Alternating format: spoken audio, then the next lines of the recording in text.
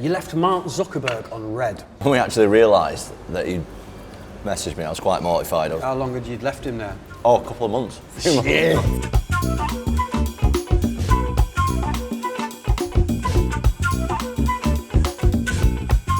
Hello, mate. Hi, mate. How are you? Well, I'm doing all right, Nice to thanks. see you. How Have you a doing? seat. Give me the wobbly chair, have you? Have you got a wobbly chair, Tom? No, I've not actually. No, it's all right. God for that. A bit of a big lad, aren't I, for a wobbly chair? A disastrous start to the interview. That No, would we're all be. good. How are you, mate? I'm doing all right. How you doing? All right, yeah. I've got us the nicest seat in the house. You like this place, do you? Love this place. Love it. I've only been a few times, to be honest, but I find a lot of places in city centres, they're like not as authentic. Do you know what I mean? They're a bit of a chain. Yeah. But this is like, I think it's like a pretty authentic place. The food's great, the service is good. It's proper, isn't it? It's proper, exactly. I moved to Manchester 25 years ago. Yeah. This was one of the first restaurants I ever came to. Dimitri's in El Rincon. You ever been to El Rincon? Yeah, yeah. Another old school. Yeah, yeah. It's nice out here. It feels like we're in Greece. It does. The weather's not great though. Little stray cat. The weather's awful though in real life. But yeah, It's Manchester. It is terrible. So bad. So where else do you go in Manchester when you're out and about? To be honest, I'm not much of a city centre person. Atherton boy, aren't you? Yeah, I'm from like a more of a small town, so I don't come, especially these days. Now I'm getting a bit more popular. I feel like I get a lot of attention. Yeah, when, I bet you do. Especially because I'm so tall as well. I'm like 6'5", I'm just above everybody. You can't go under the radar. No, I don't go under the radar. Yeah, I've been out with other UFC fighters before, like loads of different UFC fighters, and when you're normal size, you can easily blend in. But when you're like head and shoulders above everybody, everyone automatically is like, "Who's that?" So there's no getting away from it. There's no getting away from it. So I don't come to busy places too often, to be honest. What about Atherton? I don't get out to Atherton much. There's not a lot going on there, mate. Is there not? I've moved out of there into like more of a, like where I live now is almost completely rural as well. So there's nothing going on where I live now. It's great. Not got a local pub? There is, but I don't go to it. Do you drink? I do drink, yeah. Yeah. Not while you're in training? Not when I'm in training, no. I'm not drunk. I've actually not drank this year. This or in year? July, yeah. Yeah, I've not For drank. professional reasons? Yeah, I guess just because I wanted to be like, I don't know, because like after my last fight, so I fought in November in New York. Yeah. And then I took the fight on like 2 weeks' notice, which is really rare. Yeah, yeah. Incredible. Won the fight. Of course you did. Drank for like a month. For a month. And then I just kind of got sick of it. I was just like, look, I need to stop drinking so much. So I didn't drink over Christmas, and maybe I know I definitely didn't drink New Year's Eve. So I think I drank over Christmas, and that must be a tough one. It wasn't. I was a bit sick of it by that point. I've been drinking literally like most days for a month, and then I was like, you know what, I've had enough of drinking. I want to get really focused on the training again. So I got really focused on the training, and then yeah, it's just been going from there. I'm not being disrespectful, but that has made Mate, me it doesn't bother. It's made me want to I'm not a drink now. recovering alcoholic, mate. I'm all right. Like, I don't. You can drink all you want. Don't tell me that, because I see that as a challenge. Oh, here he is. Hello, Thank you, mate. Yanis. How are you? Thank you, mate. Very good, thank you. So, Meat platter. Oh, I'm all about the meat platter. Thank you. so Thank I took you. the liberty of ordering for you, That's great. but I just thought, he's going to want meat. He's I going to do want lots of meat. Don't mind this. Pork ribs. Yep. Some Greek and Spanish sausages, the chicken kebab, meatballs, keftedes, just chicken Greek salad. Thank you, And thank you. There's more coming. There's more coming. These are next level, mate. These. What, the meatballs? The meatballs. I'm not a massive meatball and sauce guy, to be honest, but these are next level. They got your seal of approval. They do. Well, everything does in here, mate. Everything does. Not a bad dish. We've got some more. Pilafres. Oh, So yes. Nice, thank you. The Olympian experience. Thank you. Oh, my Jesus. goodness me. There's a lot of meat going on. Thank you. Thank you, mate. Excuse us. All right, thank you. Thank you. If there's any left over, don't be offended. That's Well- a lot of food. They brought out half the menu here. I could dust this on my own. Could you? Yeah. No, I you couldn't. could. You could finish this whole... I tell you what though, I don't know. Quite a lot. having said that, I watched that Beard Meats Food thing he did. Yeah. So if anyone doesn't know Beard Meats Food, he goes around the world doing challenges, eat as much as he can. He always smashes it. Right, I'll show you on it. He's I don't know. Like, it was just chicken wings, that though. Like, Yeah, 30, you do 30. it's a bit boring, do you know what I mean, when you're just eating chicken Same wings. thing over Whereas and if over. it's like this, you mix it up, I think I could do it. I don't know, that's quite a lot of food, but I'd have a good crack at it, mate. Yeah, but you smashed that challenge you did with him. How was that as an experience? It was alright. It's alright, yeah. He's obviously very good at what he does, that's his job. His job is to eat stuff. Imagine that though. Yeah, it's fair play, it's a skill. It's definitely a skill. It is a skill. I've not acquired it yet. You've literally just told me you could eat all this, no bother. I don't know, maybe That's up there with professional eating, that. I don't know if I could actually. There's a lot of meat on that, to be fair, and chips. Well, don't feel obliged to eat it all. I won't. You got your fight coming up soon, 27th. Next week. How you feeling? I feel good about it. Yeah. I mean, the thing is with MMA, it's what makes it so exciting is the fact it's so unpredictable. Yeah. So you can do everything outside of the gym, in the gym, everything to prepare. You get hit with one shot with them little gloves on, and the referee's waking you up. Yeah. And you have to come to the conclusion with yourself that might happen. So do you not go in there expecting to win? You go in there No. hoping to win? I go in there expecting to win. Oh, do you? I think I'm better than any other heavyweight, skill for skill, in the world. Does that mean I'm going to win every fight though?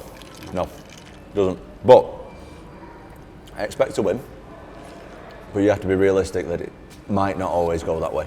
And that's the way I look at it anyway. Just being pragmatic. Yeah, being realistic, in my opinion.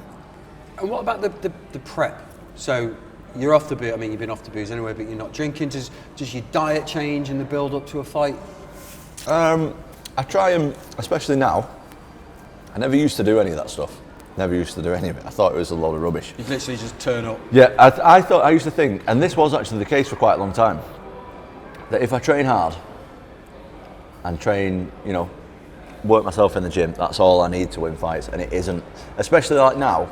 I mean, I'm not old by any stretch, I'm 31. But I'm in the second half of my career now. And I want to stretch it as long as I love fighting. I love it. Absolutely love fighting. So I want to look after my body outside the gym as well as inside it. So I'm up on diet, sleep, recovery. I do all that stuff. Whereas before, I just used to show up for the gym sessions, leave and do whatever I want, and I don't do that anymore. And what about in your downtime when there isn't a fight on the horizon? Do you like the Ricky Hattons? I don't do it. I try and keep it pretty strict, to be honest with you. It's a lot of discipline, that. It's not. It's a lifestyle, isn't it? It's a lifestyle. You want to take it as serious as you can. I mean, by the time I don't know when I want to retire. You must have thought about it. I've thought about it. Yeah, I don't know when I'll have to retire. Yeah, there's a difference there, isn't There's a difference. But like I say, I'm closer to the end than I am the beginning, and it's not that long, and so I can do whatever I want when I've finished. And what do you think you'd want to do when you've finished? What would you have done if this hadn't have transpired the way it has? I don't really know, but that's fantastic. What is it? I don't know. Pork, I think. I'd recommend what it is. It's fantastic. Wow. I don't know what I'd have done, to be honest. I think I wanted to be a fireman for a time. Yeah. Yeah, I think that's a pretty good job. See you as a fireman. Yeah, I think that's a pretty good job. I don't know. In all honesty, I didn't have any great ambition to do anything apart from fighting, to be honest. Because this all started to materialise from a very early age, didn't it? Yeah. I've been training since I was like 8 years old. Shit. So, as soon as I realised, like, people can do this full time, make money off it. They don't have to like work a normal job. Because Were you fighting at school and stuff like? What? Just in fights? What, like? Yeah, scrapping. No, not really. No. Not really. I mean, I've had fights obviously here and there, but in all honesty, in the contrary to what people might think that professional cage fighters are like, most of them that I know from my experience, and I know quite a lot, are not very confrontational people at all. They're just nice people.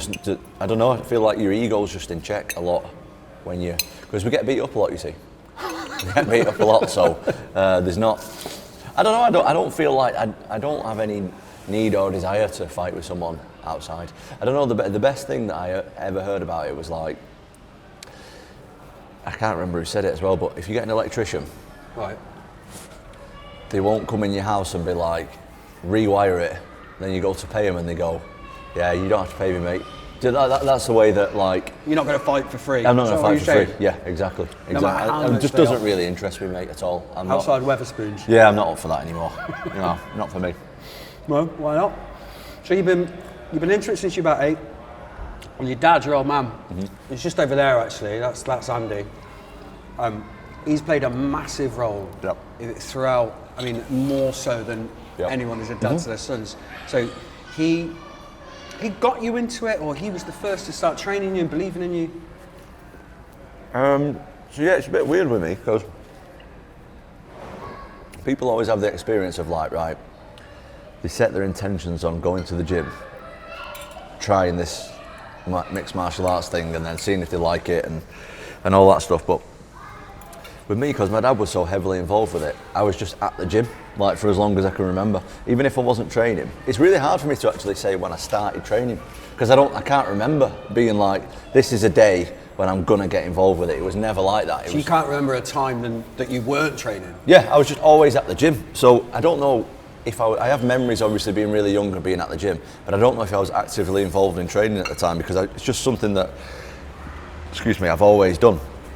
Just like been around the gym with fighters and with people who are involved in the sport. So yeah, my dad's, it's mine and my dad's thing, do you know what I mean? Like if my dad said, if we walked out of here now, I was in the car on the way back and my dad said, you know what, I think you should pull out your fight next week and retire, I would.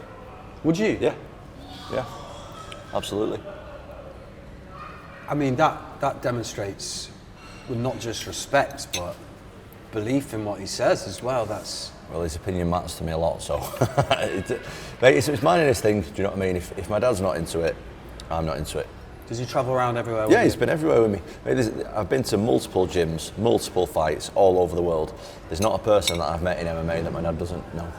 That doesn't know my dad. Do you know what I mean? It's not. I don't go to a training session without him, mate.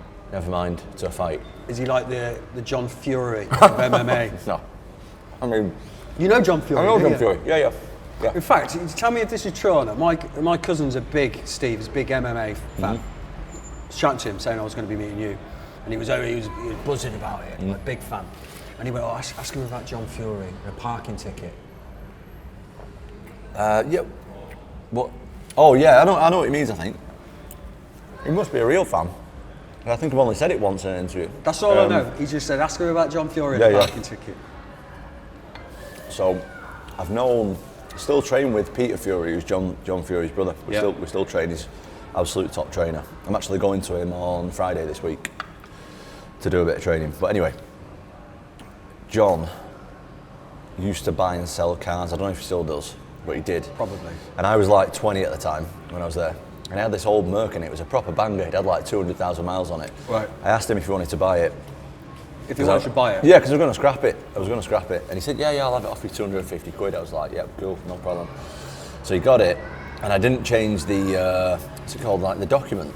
So it still said that I was the owner. Yeah, it still said that I was the owner, and he got a parking ticket or a speeding ticket or something, and I had to ask for the 50 quid off him. You had to call up John Fury? No, I spoke to him face to face, but I had about 5 attempts at it because he's such a big, scary guy. I was like, right, we're going to ask him now. Right, John, do you? And then I was like, oh no, I'm going to have to ask him in a minute when there's no one around. I mean, to be fair, he just gave me the money. He said, yeah, no problem, of course, give me the money. That was it, but... he's a good guy, isn't he? He is cool. He gets a bit of stick, but I think he's sound. I love him. Fury family, awesome people, all of them. Did you watch the documentary at home with the Furies? Yeah. It was good, wasn't it? Mm-hmm. And especially I thought the light that Tyson shone on kind of mental health, and that was a theme throughout the whole thing. I think that was a good thing for him to do. Honestly, I can't say enough good things about all of them. Like I say, I still work with Peter all the time. I still speak to him all the time. He's been actually a big mentor in my career, Peter Fury. I started boxing with him when I was like 20 years old, maybe less. He's been a friend of my dad's for years and years. So, yeah, I can't say enough good things about the whole Fury family. I like them a lot. Would you do something like that at home with the Furies? Nah, I don't think so. TV? No. Because Paddy the Baddy and Molly now, of course, yeah, they're at it. So the limelight's great and everything, but that's a position that I put myself in, knowing I'm putting myself there. Like, basically, the limelight for me, it's excuse me, it's a byproduct of me doing well in my Of sport. what you actually do, yeah. And I knew that, like, if I'm doing well at this sport, I'm going to get, like, quite famous out of it. I'm going to get popular. That's something that comes with it. Whereas, like, my kids and my wife, they didn't sign up for that. So maybe when the kids are old enough and they say that they want to be involved with it and come to events and be in the public eye a bit more, they can come. But for right now, my kids are really young. So I think it's unfair. Because it comes with a lot of negativity as well, being popular, being famous. Yeah, of course it does. And if you've not signed up for that, like even I struggle with it sometimes. And I'm not saying I'm like Michael Jackson or anything, because I'm not, but... Good, I should hope not. Not like that, but you know, with the popularity level and stuff, it's like... it's hard sometimes. Of course it's hard. it is. And I don't think kids should be exposed. That's my personal opinion from my children. I'm not judging anybody else for it, but I wouldn't put my kids in that situation. How many kids you got? 3? Oh. What are their ages?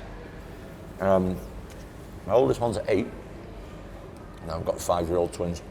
Nice. 8, man. It's a cliche, innit, but it happens so quick. Yeah. My eldest now is nearly 14. No way. Yeah, I can't believe it.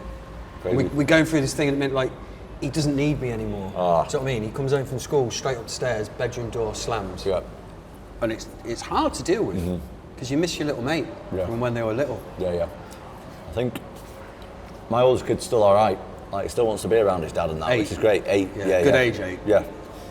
But I see it with my friends' kids. Like, one of my best mates has got a kid she's 14. She's the same. She just like basically hates her parents now, and it's tough. Well, I was going to say we were all like that though, weren't we? But I don't think you were. You appear to have been quite lucky with your relationship with your dad. And my dad's the goat of all dads. That's why I'm trying to. that's nice, mate. I try and put my kids around him as much as I can. He's brilliant, absolutely brilliant with. Yeah, he's a great role model. He is. Do you find you do that as a parent though? Like, you try and be the dad that your dad was? I don't know. I mean, I try. A parenting's tough, innit? Parenting's not. Hardest thing anyone will ever do. There's no. I just try and do what I think's right. And I'm not saying there's a lot of times when I don't think I'm a good parent. Do you know what I mean? It's a tough thing being a parent. I think if you care, it's tough. That's the way that I look at it. There's a lot of guilt attached to it, isn't there? There is, definitely, especially when you start having, kids of different ages, and it's just tough. Being a parent is no walk in the park, mate. The hardest bit about being a parent, I always think, is going to soft play areas. Oh yeah. Shocking waste of time. Hate them. Yeah. Hate everyone in there. Yeah. Nothing. You should never hate children, but when you're in a soft play area, I think it's all right to hate kids. I agree. I wasted a lot of hours in my life in them places that I'll never get back. You'll never get back. They're always just dead hot. Kids everywhere running wild. There's never a bar, so you can't have a drink to chill out. Yeah. That's, I feel you on that. They're not great. Yeah. Luckily, my kids are getting a bit too old for that now. Now all they want to do is just be on social media all the time, which is hard to juggle. You occasionally duck out of social media, don't you? You just come off it. Are you off it now? Mm-hmm. What brought that on? Why? First and foremost, I spend way too much time on the thing. Innit? Right, here's a story about social media, right? I had a bad neck, right? You're not going to tell me this is because you're on your phone too much or something? And I was like going for scans and stuff on my neck, like my neck's really bad. Turns out when I left social media, my neck miraculously improved. Because I was just looking at my phone like that all day. Just looking down? Yeah, I'd spend like 6-7 hours a day screen time, mate. And I just think my brain was just getting battered with me reading comments about myself, me reading comments about other people. And I just think, do you know what? What does all this matter in real life? And especially like when it comes, so the two things brought it on. There'd be a few times like when my wife would take pictures of the kids and I'd be in the background on the phone. Do you know what I mean? Like we'd be out and about somewhere. Yeah. I'd be in the background on the phone. I was like, what is this? Yeah, this is not good. Yeah. And then also, like with a fight coming up, I think the time in between training sessions should be resting. not thinking about what somebody who's never been close to a fight in their life says about you. And you got to keep reading these different comments about you constantly. I'm tagged in this. What's this person saying? Why are you reading the comments? Because I'm just getting tagged in them. I'm just getting tagged in it. Notifications come up. I click it. There's 55 comments on. Start reading them. Oh, what's this person? Oh. Do you get a lot of shit online? Not a lot. I think I'm quite lucky in that regard, but I definitely get some. Yeah, of course. Anyone, mate. The thing is, today's day and age, anyone can write anything, can't they? Yeah, it's brutal as well. And you don't know who's writing it. Sometimes you do know who's writing it. Sometimes people are writing stuff on and you're like, I can't believe this person has wrote this about me. It's wild. What's the worst thing you've read? Or the thing that was like, right, that's fucking enough. I don't know. I don't know if there's one thing. Do you know what I mean? But there's just when you what a waste of time it is. Do you know what I mean? Just what a waste. You could be doing so many productive things in that time especially when you fight. Like in between training sessions, you should be you should be sleeping really. Like not sat on your phone just scrolling it like that and seeing what this person's doing, that person's doing. I just think it's just a massive waste of time of doing nothing. It just doesn't serve me at all. So I'm off it. Now you're off it though. Are you getting sort of instinctively just picking up your phone and oh no? I was doing for a bit, yeah. Reflex. And recently, so I've got sponsors, and obviously the sponsors they want exposure through me. That's the way sponsors work. Yeah, of course. And I've got a guy who posts for me, but he didn't have my Twitter, whatever it's called these days. He didn't have the login for that. He's got all my login for the other stuff, but I had a different password for that. So anyway, I had to download it because I deleted all the apps, you see. I had to re-download it and go through and figure out what the password was. I got the password, posted what I needed to post, left the app on, didn't delete the app, didn't instantly delete it. Sucked you back in. Yeah, and then before I know it, checking it 5 times a day. Oh, what's happening on X? Then checking it 5 times an hour, and then I'm posting myself, and I'm like, what am I doing? It sucks you back in. So I just deleted it again. Deleted it again. I'm just like, what is this? And it's just a wasting my time. I'm not doing it anymore. Is that what? That's it. I'm not. I mean, there's a couple of times, like with Instagram, I needed someone's number that I didn't have, so I had to go on and DM them, and I stayed on it for a bit. But again, it'll be like 5 minutes, and I'm off. I can't. It brings me too much anxiety, that place. I'm not doing it. Talking of DMs, I had a good story about Mark Zuckerberg. So he's into his. Yeah, he loves UFC actually. Yeah, he does. Yeah, he's big he loves into it. Isn't he? Loves it. He tried to connect with me. He did. I didn't see it. What do you mean you didn't see it? Well, to check your DMs. What was this on? On Facebook? No, on Instagram. I never really use Facebook anyway, to be honest. It's for aunties and uncles. Yeah, it is. But to check your message requests, you have to click. It doesn't come straight to your DMs, does it? You know, when someone you're not friends with. Goes to like the other inbox. And then when I fight, obviously, there's like thousands of people message me at the same time. So it just got lost in there somewhere, yeah. And then when we actually realised that he'd messaged me, I was quite mortified. I was like, oh my God. How did you find out that he did? Because we're at Meta, which, are you familiar with Meta or not? Yeah, of course. So we're at Meta in New York, doing some stuff. Just like learning about socials and what to promote. Not a bad place to learn. Yeah, really. And he was the guy who we were speaking to was talking about Mark Zuckerberg. He said, I think he follows you, so he went on the follow. Then I tried to message him to say that I was there, and he'd messaged me. And I'd already? Yeah, he'd already messaged me and not seen it. And how long had you left him there? Oh, a couple of months. A few months, yeah. I bet he thought you were alright. No, he didn't. He replied straight back, actually. Oh, did he? Yeah, he was very nice about it, yeah. Very great. And what did he want? He was just saying congratulations after my fight and stuff, yeah. Just being really nice about it, yeah. I mean, there's a lot of famous people who love the UFC, especially in America. Yeah, well, it's huge. It's getting bigger. So have you got big name fans? I heard you talking the other day about you were in the ring. It must have been in maybe New York, and you looked out and Donald Trump was down the front of a fight. Crazy. Did you know he was going to be there? No, I didn't know. I had no idea. Yeah, it was crazy. Crazy experience. Does that? Because sometimes you must look out and you must see, I mean, God knows who, celebrities. And if you're in the octagon then and you're thinking, like, does it throw you? Fucking hell, there's Trump. Yeah, I try not to think about it, to be honest. But that Trump, Trump did throw me because he's like one of the most famous people in the world, and I was like, wow, Trump Right, is you're wrong, literally mate, yeah. right there. That was pretty wild.